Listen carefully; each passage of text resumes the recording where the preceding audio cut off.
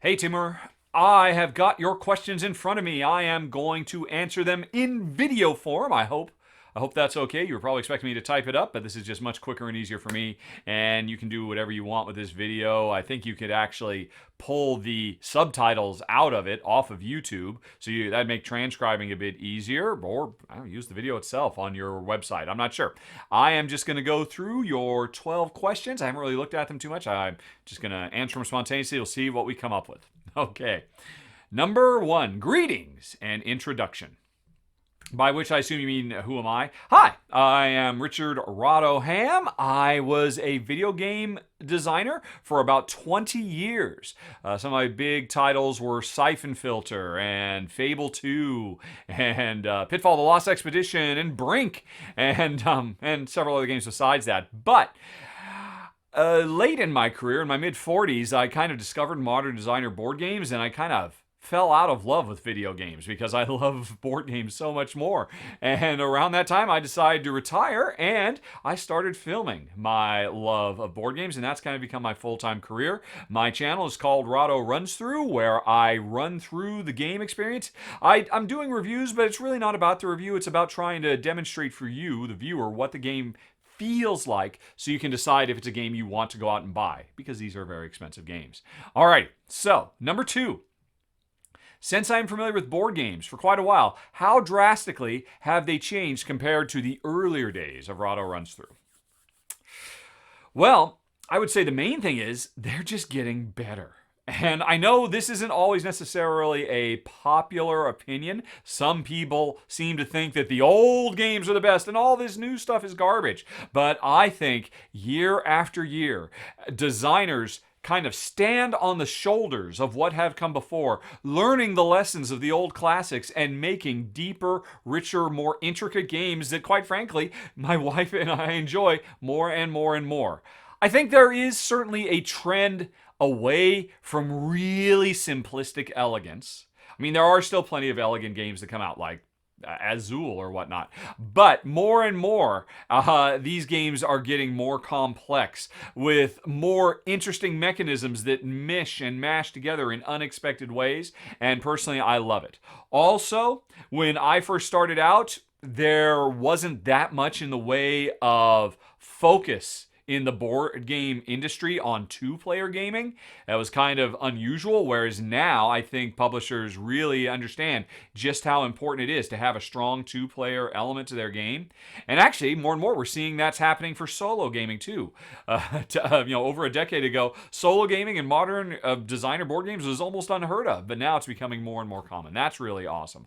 Co-ops are much more successful. I mean, but it's really all comes back to the idea that we're just getting more volume, and more designers are coming in, learning the lessons from games that have come before, finding new and interesting ways to mix and match, and it's an incredibly exciting time.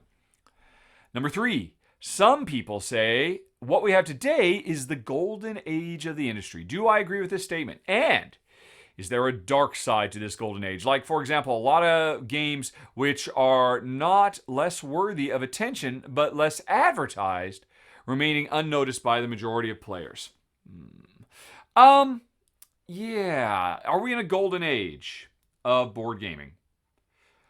I suppose so. I have to admit, I'm not really quite sure what the definition of a golden age is versus a silver age versus a bronze age. We are in a very exciting age where, we are drowning in excellent, new, exciting games every year. When I get to the end of the year and I have to make my top 10, it is so challenging because there are so many cool, exciting new things that I got to play, and that is not a bad problem to have. So, yeah, I would say it's a bit of a golden age. But, I mean, doesn't the golden age imply that it'll never get any better? And I don't think that's true. I think things are getting better and will continue to advance as we find more new and exciting ways to expand the concept of what a board game is. So maybe we're in a silver age and the golden age is yet to come, let's say. Alrighty, and then is there a darker side? You ask, is it a shame? It is definitely a shame. There are so many games every year that come out that just slip between the cracks. That because There's so much content, so many new games, so many things to be excited about, and the developers, they have a very small window to catch your attention. If the game doesn't come out with a big splash a month from now, everybody's forgotten it. And that is a real shame. And there's no reason for it. Because it's not like it's the movie industry where it's very expensive to keep movies running in theaters across the country or across the world. And if they can't make a big splash, then they've got to pull them out. You make your big bunch of games. There's no particular reason not to be excited about those games in month 2 or month 3, or to discover a game from last year that was really cool. And just because nobody was talking about it doesn't. It's just there's such a rush to discover the next big thing, and that is kind of a shame. But on the other hand, the size of the board game audience is growing by leaps and bounds. So, we are spreading, rapidly. And this year with people being stuck at home, I think that was a real boon potentially, because more people are. Well, what can I do in my home with my family and loved ones that will get us to interact with interesting ways? Board games. So, yeah, it's a problem, but again, it comes at the expense of a good problem, because there are so many great games. Personally, I wouldn't mind at all if publishers would just pull back on the throttle a little bit, just slow down and maybe focus on fewer games with higher quality. But I can't complain too much. Right. Number 4, in my opinion, can it, or did it already, lead to stagnancy in new ideas? It would seem that more and more attention is paid to overall production, cardboard thickness, fancy measurements, etc., and less to gameplay. In my opinion, that is not the case at all, which I don't think should come as a surprise based on how I answered the previous questions. I think every year, because I can keep track of this, I rank every game that I keep every year, and every year, year on year, if you look at my top or 300 games, you can do this by going to ranked.rahdo.com. You will see a higher and higher percentage of the games I truly love the most that I end up keeping on my shelves are from subsequent years. There are more games that I decide to keep coming out in 2019 than in 2018.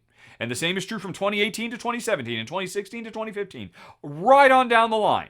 And I suspect 2020 will be the same as well once the year is up. I think amongst certain folks, and maybe you're one of them, there's kind of a fatigue where you're just like, oh, I feel like I've seen it all and I'm not seeing anything new. I don't think that's true. I play everything. And I am constantly being surprised by new, interesting twists and innovations. And what I think is happening here, when people think that, there's this tendency, and it's not just with board games, it's with movies, it's with music, it's with all kinds of stuff where things used to be better in the old days. Because when people think back to the old days, all they do is they remember the handful of really great classics. And say, see how great that year was? It was some of the most amazing things of all time came out that year. And how can this year compare? And the thing is, they forget that, that year? A whole bunch of garbage came out. And the garbage outnumbered the diamonds by 100 to 1. And nobody remembers the garbage. Nobody remembers all the clunker songs. They only remember all the truly great stuff. And that happens in board gaming too. Everybody remembers, oh, El Grande was so amazing, nothing's ever been as good as that. But they forget that there were 50 horrible games for every one great game that came out that same year. So I think it's a psychological trick. I do not believe that we are seeing steps back in terms of gameplay design ingenuity. Maybe you could make the argument that it's less about coming up with completely new original ideas, but that doesn't mean there aren't cool, amazing ways to mix and match existing ideas and create exciting new things. To me, that's an incredibly exciting thing to see two disparate things that I love brought together to create something new. So, no, I completely disagree that gameplay is suffering, which is why I don't think we're in the golden age yet. I think the best is yet to come.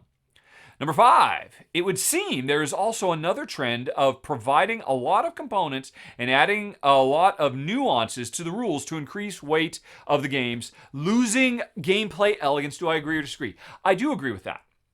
I don't know that but I would probably disagree with what I'm reading between the lines from you is that this is a bad thing. Because elegance is great, and there are still many games that come out every year that are beautiful in their elegance and their simplicity and their clarity. I'll agree that generally those games don't get quite as much attention as they used to because we are. I should say the publishers are catering to an industry that is led by geeks like me. And geeks like me are looking for new and interesting stuff. And we are experts in this game. And something that's beautiful and simple and elegant, that can be lovely. But we want things that push us to the next level. I love a game that is rich and complex and has all these different things that I have to keep track of and try to master this game and figure out how can I get all these things to come together in a really wonderful way. I don't view complexity as necessarily a bad thing. Yes, you can have a game that is too complex, but I love Gloomhaven. Gloomhaven is the #1 ranked game on Board Game Geek right now. And I think that proves that it's not just me, that geeks out there, really hardcore gamers, we embrace that complexity. We want those extra levels to try to navigate because it makes us feel good. It makes us feel smart when we have mastered these things. And that's not to say that Go or Azul isn't something that has levels of depth and mastery as well. But to me, when I find a beautiful, simple, elegant game, I can appreciate it for what it is. But I don't think it necessarily engages me as much as a really rich. I like to call them kitchen sink games, where they threw in everything in the kitchen sink. To me, that is exciting. You might disagree. I don't think either, complexity versus elegance. I'm not saying one is better than the other. They're just different. And there's room for both of them in the industry. Kramer and Kiesling keeps on putting out year after year beautiful, elegant Euros that stand toe-to-toe with the best of the crazy stuff that Mind Clash gives us. And it's a big enough industry, and there are enough players out there to support both. All right. As you can see, I'm fairly positive in my outlook on board gaming as it stands. And I'm getting the impression maybe you're not, but we'll keep on going. Okay, number 6, reissues and remakes have become another big thing lately. Wouldn't it lead to oversaturation of the players and the market? I don't see how. Here's the thing. It is definitely true. I agree with you 100%. It is a smart move for a publisher when they are making only the narrowest of profits. It is a very challenging task to be successful in the board game industry. There's not much money here. So for these publishers to try to make games that will be successful, if they have a choice between a completely never before heard of game, maybe even from a new designer, from an established designer, with a really far out theme or mechanisms like nobody's ever seen before. And on the other hand, they've got the rights to publish a game that was hugely popular, well loved, a huge amount of people clamoring, demanding it get brought back so they get a chance to play it because they missed out on it when it was first available. What should you do as a publisher if you want to stay in business? It's kind of a no-brainer. Bring out Brass. Give it a huge, wonderful, lavish reproduction. Maybe do a variant of it called Brass Birmingham, so you can have in addition to Brass Lancashire. Should the publisher not have done that and instead focused it only on new games? Because you could go out and find a used copy of Brass. I mean, Brass is just a really good example. Of course, there's lots of games doing this. I think it was smart of the publisher to do that. And looking at how hugely successful these games are, when you take an old classic and you reinvigorate it, you give it new art, you revisit the rules and maybe find new modern ways to approach some of the same design elements. It's proven over and over again that players really love it. And if I want to stay in business, I'm going to do things that players really love. Now, to get back to your earlier question, where there was sort of the implication that weren't games better back in the old days, I don't see how anybody could complain then to bring some of those old days games back, give them a new coat of paint, and bring them out to a new audience. I guess maybe you're suggesting that the oversaturation comes from the fact that, well, players who have been around forever, they've still got their original version, and they're kind of frustrated that this new version comes out, to which I would say, don't buy the new version. The existence of a new version doesn't ruin your old version. It just in the way that the new Star Wars movies, and people say, oh, that ruined Star Wars forever. Nothing about the old Star Wars movies changed. Nothing changed about them. They're still there. They haven't been touched. Well, that's not entirely true, of course, as we know. But anyway, you know what I mean. So I don't necessarily see a problem. I think it's just smart business sense for publishers to go back into the vault, bring some of those old favorites, and introduce them to an entirely new audience. I love it myself. But as you can see, I'm generally fairly optimistic and positive about these sorts of things. Do I think we may still find completely new ideas in board game design along the way? Can you name examples of the areas or mechanisms that really push design forward? Yes, I believe we will still do that. Now, here's another problem. Here's another trick of psychology. I think people look back to the past, and what I talked about earlier, where there's this tendency to ignore all of the garbage and mediocre games and only remember, think about those amazing 10 or 20 games. See how incredibly overwhelmed we were with all these amazing new breakthroughs. Why don't we see breakthroughs that often? Because we are equating like an entire decade's worth of breakthroughs and saying, why don't we have that many breakthroughs this month? And that's not fair. Those breakthroughs came very few and far between back in the day. And I think we see new breakthroughs all the time. Let's test that. I think, did I mention earlier, you can see all of my games, how I rank them, at ranked.rahdo.com. I am literally pulling up a web browser right now, and I am just going to go through and say, well, okay, I'm just looking at my top games. No. I'm going to go one step further. I'm now going to search for the year 2019. So I am looking at my favorite 50 games that came out last year, and let's see if these games were doing anything new and interesting. Right off the bat, my number one game of the year, Marvel Champions, the card game. I think that game is great in the way we've had a bunch of superhero games over the years, but what none of them have really done as well as Marvel Champions is focus not only on the superheroics, the colorful costumes and the crazy powers and the fighting. Marvel Champions also focuses on the personal life of the heroes, their friends, their family, their day jobs.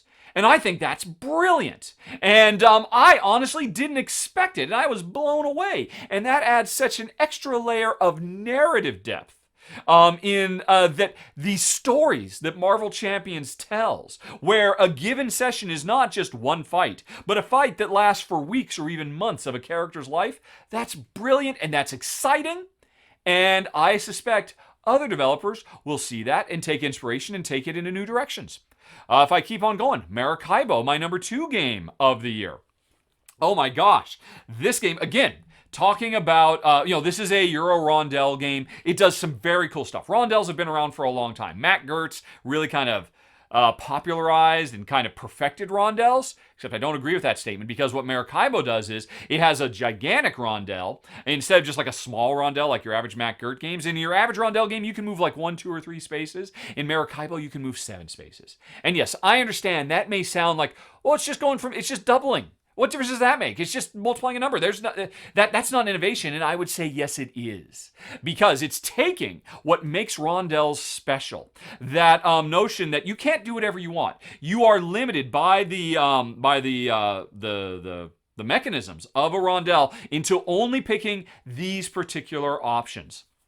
And you have, that's a constraint that really pushes you and forces you to plan several turns in advance. What does Maracaibo do? It doubles or over doubles the number of options you have within that rondel structure. And that radically changes what a rondel game feels like. You still have the same core ideas, but you don't have that harsh limiting restriction anymore. So you have this sense of freedom that gives you so many more strategic and tactical possibilities.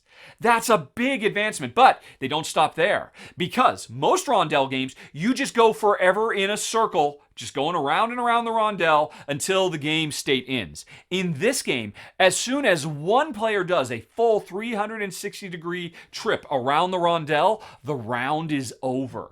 And if there was something else that you wanted to do on the rondel, but I raced to the end of it really fast while you were going really slow, like a traditional rondel player, then I can basically cut you off the knees and prevent you from getting that stuff. And so the choices I make so affect the choices you make in a way that's unlike any other rondel game that's ever come out before. And it's brilliant. And if all that weren't enough, then Maracaibo also comes with this brilliant story-driven campaign system that, unlike anything you've ever seen, it's the most ambitious melding of narrative and characters and world building to what is traditionally a dry, dusty Euro. All those things are amazing. That's just 2 games. I could keep on going down the list, but there are other questions here, so I think I'm going to come back to your question list and say that no, I do not believe, or I do believe we still find completely new ideas along the way. Alrighty. Okay.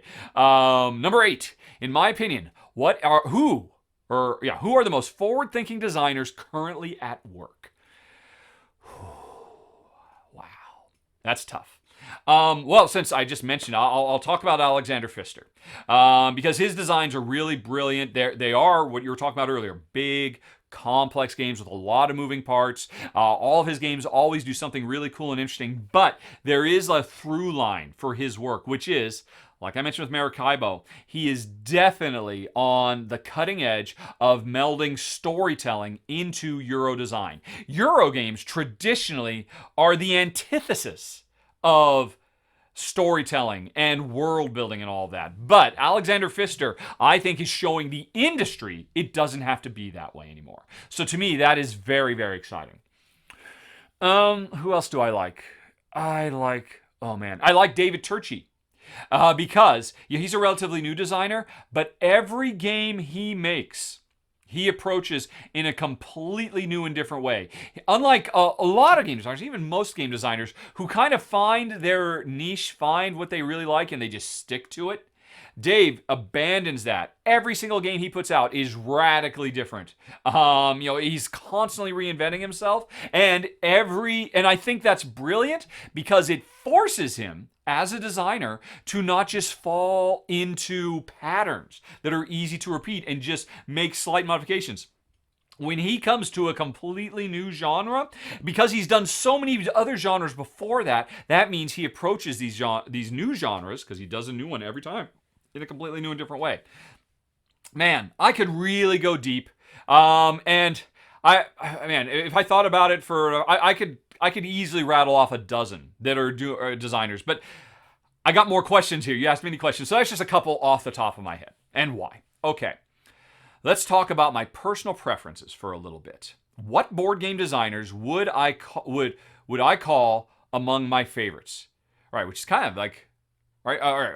And what exactly do I like about them? Okay, well, Stefan Feld is my favorite designer. He always has been, and nobody's taken the mantle from him yet. And the reason I love his designs, there's a couple reasons. One, a lot of people don't realize this. His first playtester of all his games is his wife. And so, unlike a lot of even though I talked about this earlier, that one of the exciting things about the industry now is that we're seeing more of a focus on 2-player gaming. Although I just did another interview before this one, maybe I talked about this there. But I'm so excited about 2-player gaming because that's what my wife and I play. And Stefan Feld focuses on that like a laser, because if it doesn't work well with him and his wife, he doesn't even care about does it work well with 3 or 4 players. But that's a small part of why I love him. Why I love him is because he makes these rich, gorgeous, intellectually challenging games where you sit down to the table and you've got a half a dozen different things, a half a dozen different levers you can pull, plates you can spin, switches you can flick. And over the course of the game, you don't have time The game doesn't give you enough time to be able to play with all of those toys. And so you really have to focus, and you have to find ways that this particular system interfaces with this particular system, because the two of them combined will then feed this other system. And every time you play, you sit down, you're going to be able to find new, interesting interactions between all these different systems. And I love that. As one of my favorite things. I'm absolutely blown away by him. Every time he puts out a game, I am super duper stoked. And I'm just going to end it there. I did do a while ago. I think I did do a top 10 favorite designers. So if folks want, they can go do a search for Rahdo top 10 designers, and you can see me talking about Stefan Feld and others. The thing is, the more I talk about this, the more I'll feel bad that I'm leaving, some of my favorites out. So I'll just stop there. But that hopefully answers your question. What are my personal preferences? That is the kind of thing I do tend to look for in gaming. What games have impressed me the most lately? What was it that I liked most about them? All right, let's just look.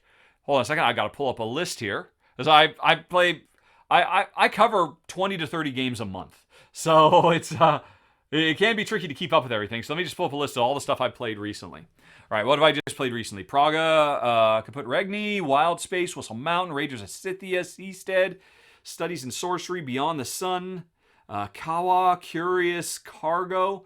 Those are the last, what was that? That's the last 9 games or so I've played. So we'll just start with that. And although I've forgotten what your question was now. Now that I've got that list up, let me come back to your question.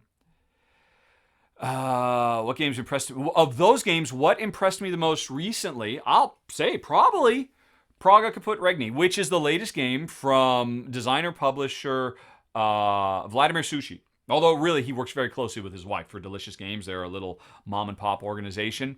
I loved it. At first glance, it looks just like a really simple, straightforward Euro. You're collecting resources to build things to score victory points. This game is about the development of Prague, in the medieval Prague, the building of Charles's Bridge and stuff like that. And there are a few things that I loved about it. One was the speed. Every turn in this game is really simple. There's this wheel that you turn, and on the wheel there are a bunch of spokes, and each one of those spokes has 2 different actions. And the longer one of these action tiles stays on the wheel, when they first come on the wheel, they're expensive to use. You have to pay. But if nobody uses them, over time, they get cheaper and cheaper. And it gets to the point where the game will actually pay you because nobody's done these actions for a while. We've seen this kind of thing in other games, but the addition of putting it on a wheel was so brilliant because it just physically makes maintenance of this game so simple. It kind of harkens back to Zolkin the Mayan calendar in that regard. But the fact that each one of those tiles that you could take, some of them are expensive, some of them are cheap, some of them pay you, they have 2 choices on them. So you might want to, I really want to do this particular action, but it'd be very expensive to do it. Whereas this other action that I was planning on doing 3 turns from now, the game will actually pay me to do that one right now. So I should clearly do that one. But that would be a hyper inefficient action because I've invested in all these upgrades that makes this third action over here. So what do I do? What do I choose? Knowing that whatever I choose, the remaining actions that are on the board, that wheel will get rotated and then they become more attractive for you, the opponent. That in and of itself was great. It just had a wonderful table presence. But the other thing is, you end up taking one of these, you do the action, and it's over really quick. This is a game of very fast motion. Because you're only going to take, 16 turns over the whole game, and most of them are very, very quick.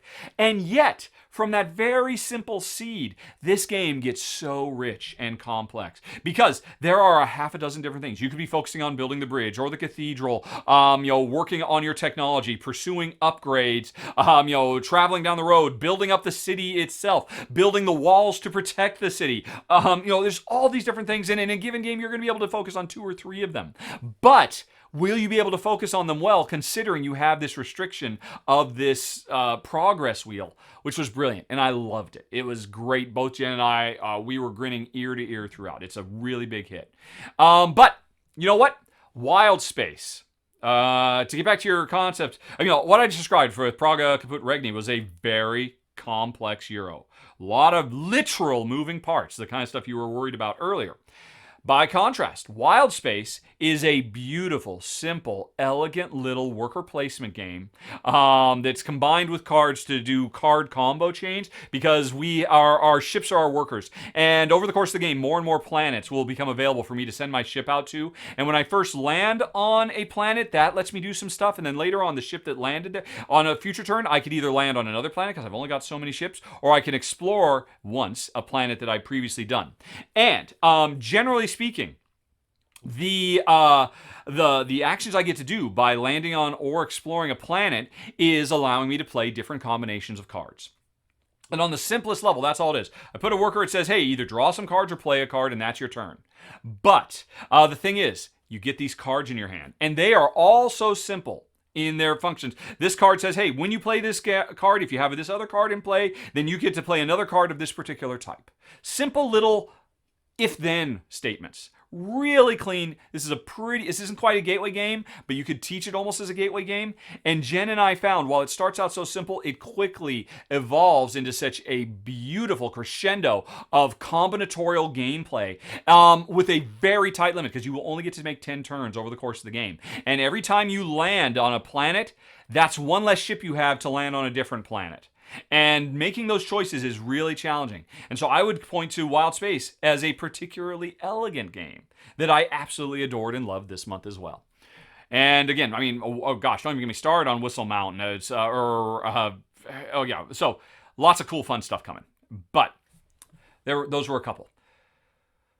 Given the number of games that run through me, that's a nice way to put it, do I still have time to enjoy my favorite games? When was the last time I played one of those? No, I do not.